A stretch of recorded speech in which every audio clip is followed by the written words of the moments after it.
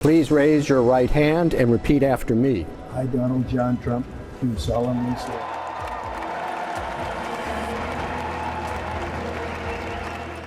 Donald Trump has stormed back into the United Nations in 2025 with a swagger that no longer draws laughter but chills.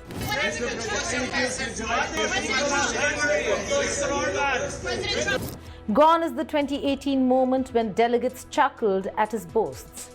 America's so true.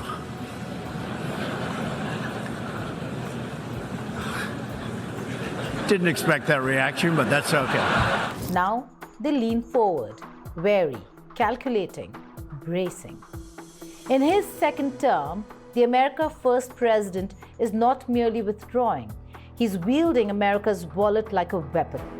Over $3 billion in unpaid dues, historic cuts to peacekeeping and humanitarian programs, and a shuttered U.S. aid send one message: comply or go broke. World leaders know flattery won't work and that their budgets may collapse if Washington turns the tap.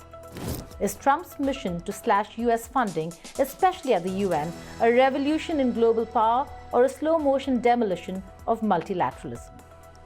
Hello and welcome. You're watching Statecraft with me, Geeta Mohan.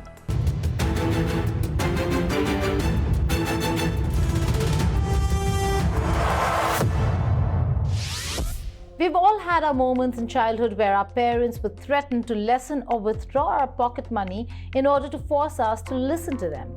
This is exactly how Trump has been treating the United Nations, like a disobedient child. Since January 20, 2025, Trump has frozen nearly every foreign aid disbursement, dismantled U.S. aid, and invoked the first pocket rescission in 50 years to cancel $5 billion Congress had approved for international programs. This isn't routine belt tightening, it's an audacious test of how far a US president can go in bypassing lawmakers to punish or pressure global institutions. The UN's budget is already down 15% for 2026. Agencies are merging and jobs are being slashed. Allies from Europe to Africa whisper about contingency plans. Will this strategy bend the UN to America's will or push the world body into China and Russia's arms instead? But critics see coercion, not conciliation. The United States, historically UN's indispensable funder, is now its biggest delinquent. That delinquency has become Trump's leverage. Numbers tell the story. Mid-2025, an extra $5 billion in foreign aid eliminated. Earlier, $9 billion clawed back. August 29th, first pocket rescission since 1977 cancels billions from US aid's development accounts.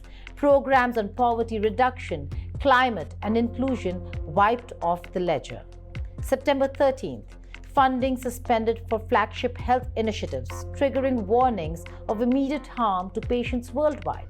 September 22nd, 23rd, Trump arrives at the UNGA with the US already $3 billion behind on dues and an unprecedented 15% cut baked into the UN's 2026 budget. The message is clear: multilateralism will live or die on America's terms. Trump's funding cuts don't stop at the UN's main budget.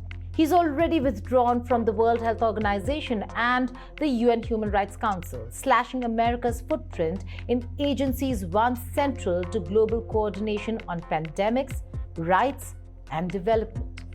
Trump's defunding drive coincides with diplomatic isolation over Palestinian statehood.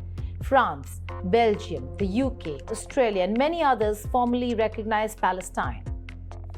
The US doubles down on Israel. Allies weigh whether to distance themselves or try to outflatter Trump.